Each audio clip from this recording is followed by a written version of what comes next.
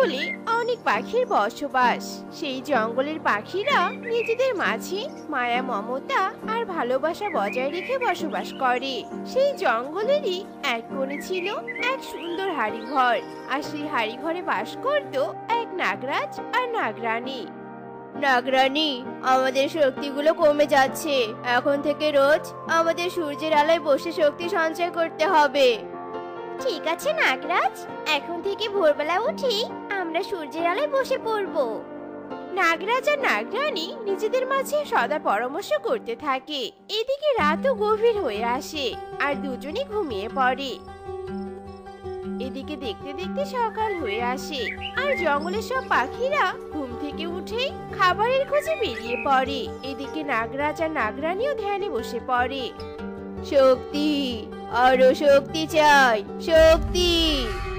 নাগরাজ, নারীদের শক্তি ক্ষয় হতে চলেছে, আমাদের আরো শক্তি দিন। নাগরাজ আর নাগরানী চোখ বন্ধ করে ধ্যান করতে থাকে। এদিকে ব্যাঙ এসে ডাকতে শুরু করে আর লাফিয়ে নাগরাজের মাথায় চড়ে বসে।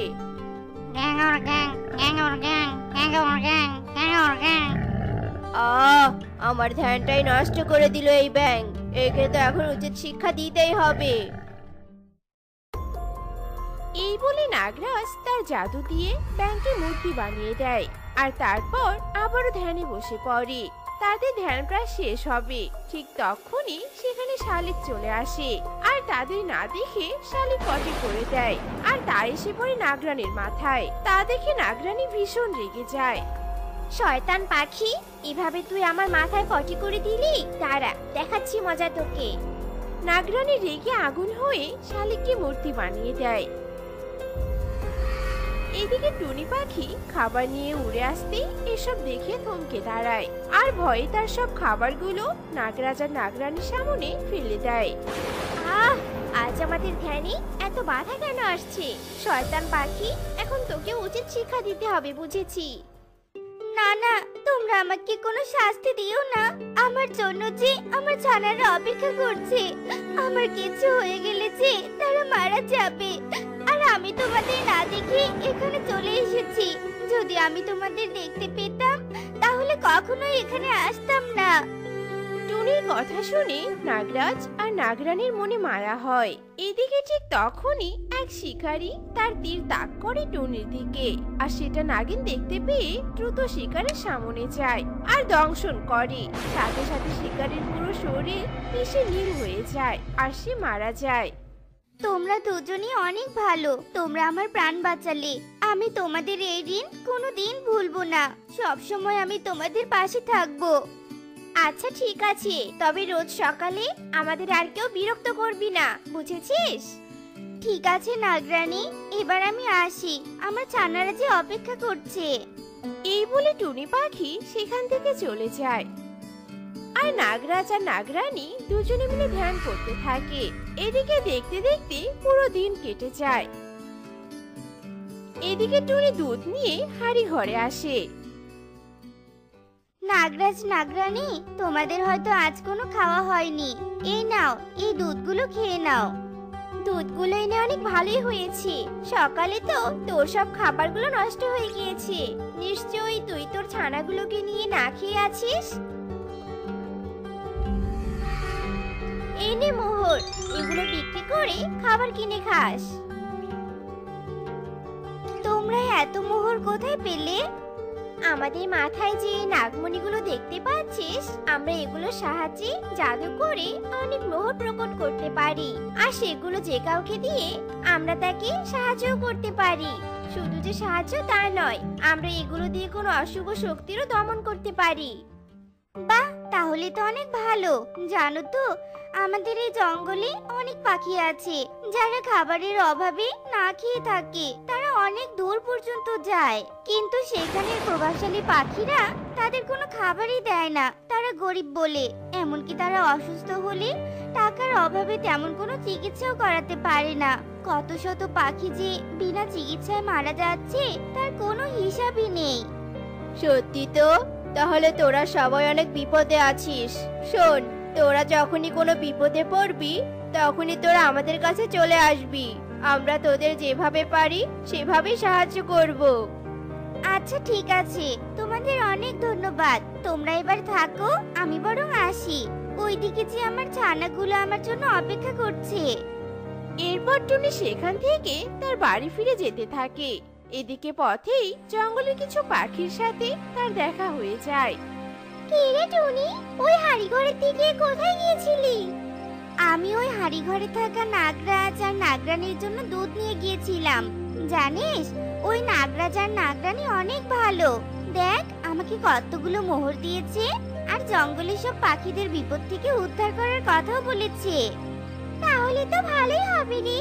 ওই মিনু মাসির মেয়েটা আছে না, ওর বিয়ে ঠিক হয়েছে, কিন্তু যৌতুকের টাকার অভাবে মেয়েটাকে বিয়ে দিতে পারছি না। তার জন্য মিনু মাসি কি কান্নাটাই না করছে। শোন না রে, নাগরাজ আর নাগরানীকে কি মিনু মাসিকে কোনো সাহায্য করবে না? আমরা যদি নাগরাজ আর নাগরানীকে সমস্যার কথা জানাই, তারা অবশ্যই সাহায্য করবে।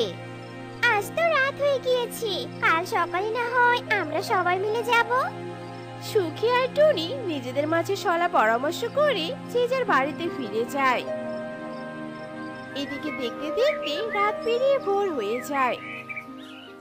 সব পাখিরাও জেগে যায়, কিন্তু নাগরাজ আর নাগরানীর কথা শুনে তারা কোথাও খাবার খুঁজতে যায় না। সবাই বিভিন্ন প্রকার খাবার নিয়ে এসে নাগরাজ আর নাগরানীর কাছে যায়। এরপর মিনু সহ বাকি সব পাখিরা তাদের নিজেদের সমস্যা সমাধান নিয়ে নেয়। জয় হাড়িঘরের নাগরাজ আর নাগরানীর জয়। এরপর সবাই সেখান থেকে চলে যায়, আর এভাবেই দেখতে দেখতে বেশ কয়েকদিন কেটে যায়। একদিন হঠাৎই জঙ্গলে এক সাপুরিয়ার আগমন ঘটে। এই জঙ্গলে তো আমি নাগরাজ আর নাগরানীর গন্ধ পাচ্ছি। তার মানে তারা আমার কাছ থেকে লুকানোর জন্য এই জঙ্গলে এসে বাসা বেঁধেছে। না না, এবার তো আর আমি তাদের ছাড়বো না। তোরা কোথায় আছিস সেটাই এবার আমি বের করব, আর তোদের কাছ থেকে সেই মহামূল্যবান নাগমণি ছিনিয়ে নিব। এই বলে সাপুরিয়া বিন বাজাতে শুরু করে, আর বিনের শব্দে নাগরাজ আর নাগরানীর মাতাল হয়ে সাপুরিয়ার কাছে আসতে থাকে। থামাও থামাও বলছে এই বিনের আওয়াজ, আমি যে আর নিতে পারছি না। নাগরাজ তুমি কিছু একটা করো। সাপুরিয়া থামা বলছি, থামা তোর বিনের আওয়াজ। আহ! আগে তোরা আমাকে তোদের নাগমণি দিয়ে দে, তারপর আমি তোদের ছেড়ে দিব, আর তখন তোরা শান্তিতে বসবাস করতে পারবি। তোর এই সাধনা কোনোদিনও পূরণ হবে না শয়তান সাপুরিয়া। আমরা আমাদের নাগমণি কিছুতেই তোকে দিব না। নাগরানীর এমন কথা শুনে সাপুরিয়া আরো জোরে বিন বাজাতে থাকে। এদিকে বিনের শব্দ পেয়ে সব পাখিরা সেখানে হাজির হয়।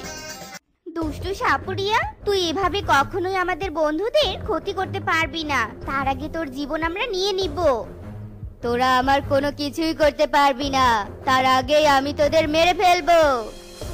এই বলে যেই না সাপুরিয়া তার জাদু প্রয়োগ করতে যাবে, ঠিক তখনই সব পাখিরা সাপুরিয়াকে আক্রমণ করে, আর সাপুরিয়াকে তারা সবাই মিলে মারতে মারতে মেরে ফেলে।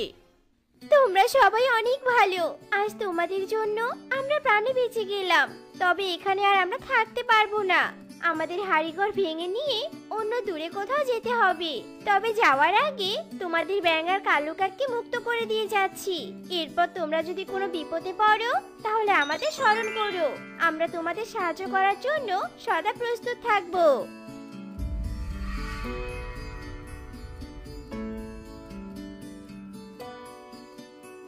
আর সবাই অনেক সুখে দিন কাটাতে থাকে। তো বন্ধুরা, আমাদের আজকের গল্পটি তোমাদের কাছে কেমন লেগেছে তা কমেন্টে জানাতে ভুলো না কিন্তু।